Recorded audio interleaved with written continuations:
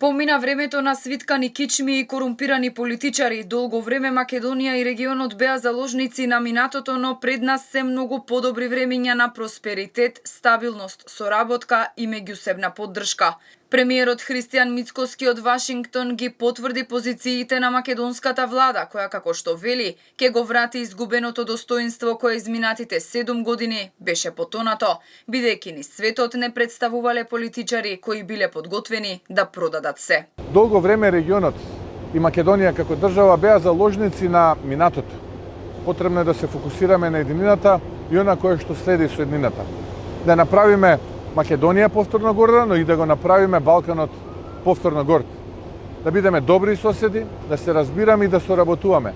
Тоа е она кое што го очекуваат граѓаните од нас и тоа е она на кое што јас како претседател на владата ќе бидам фокусиран во годините кои што следат.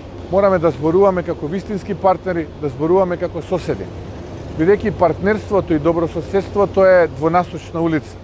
И ние сакаме тоа да го негуваме и само така да го гледаме. За време на престојот во Вашингтон, премиерот и министерската тројка остварија бројни средби. Мицкоски разговараше со колегите од Црна Гора, Унгарија, Албанија, Италија, Шпанија. Имаше средба и со хрватскиот претседател. Кусо разговарал и со техничкиот премиер на Бугарија Димитар Главчев. Двајцата констатирале дека треба да се релаксираат и нормализираат односите. И наместо да се отвораат теми од минатото, да се направат напори за враќање на меѓусебната доверба. И за време на средбите, но и во официјалните делови од НАТО самитот, шефот на македонската влада порачал дека сојузниците мора да соработуваат во духот на меѓународното право и рамо до рамо да се соочат со сите предизвици. Укажувајќи на важноста од овој самит, Мицкоски рече дека деновиве се носат одлуки кои ќе ја моделираат иднината на човештвото. Како држава подготвени сме да го додадеме својот придонес на сето она што представува вредност. Тука сме заедно со нашите сојузници да ја потврдиме нашата посветеност, како и до сега, така и во иднина, дека ќе го промовираме мирот, стабилноста и владењето на меѓународното право.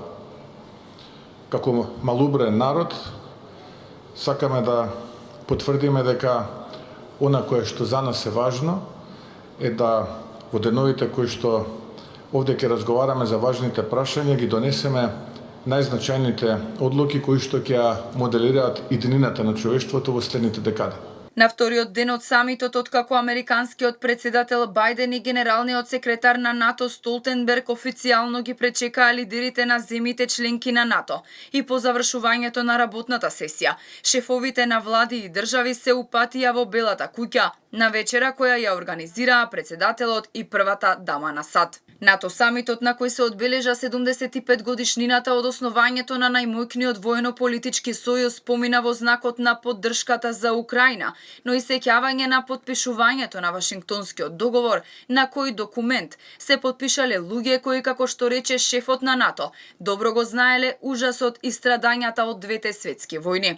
Во нивна чест, лидерите се заложија на мир, за никогаш да не се заборави страшната човечка цена на војната.